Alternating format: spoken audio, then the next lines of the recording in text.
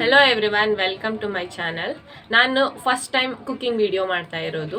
ಮತ್ತು ಮಕ್ಕಳಿಗೆ ಮಖಾನ ಮಾಡ್ತಿದ್ದೀನಿ.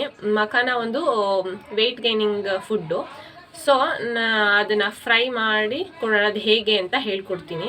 ಆ್ಯಂಡ್ ಮೋರ್ ಓವರ್ ಇದು ನನ್ನ ಫಸ್ಟ್ ವಿಡಿಯೋ ಆಗಿದ್ದರಿಂದ ನೀವೆಲ್ಲ ಸಪೋರ್ಟ್ ಮಾಡಬೇಕು and share and subscribe me.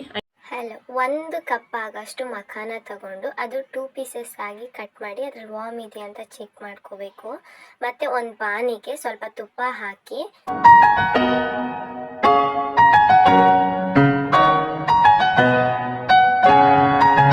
ಅದು ಕರ್ಗಿದ ನಂತರ ಮಖಾನ ನಾವು ಕಟ್ ಮಾಡಿ ಇಟ್ಟಿರೋ ಪೀಸಸ್ನ ಹಾಕ್ಕೊಂಡು ಫ್ರೈ ಮಾಡಬೇಕು ಲೋ ಫ್ಲೇಮ್ನಲ್ಲೇ.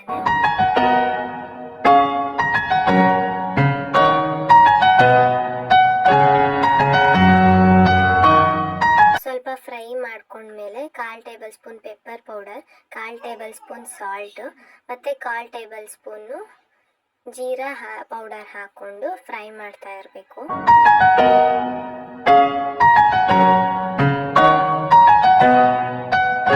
ಏನಾದರೂ ತುಪ್ಪ ಕಮ್ಮಿ ಅನಿಸಿದ್ರೆ ಮತ್ತೆ ಇನ್ನೊಂದು ಸ್ವಲ್ಪ ತುಪ್ಪ ಹಾಕ್ಕೊಂಡು ಫ್ರೈ ಮಾಡ್ತಾ ಇರಿ ಕಂಟಿನ್ಯೂಸ್ ಆಗಿ.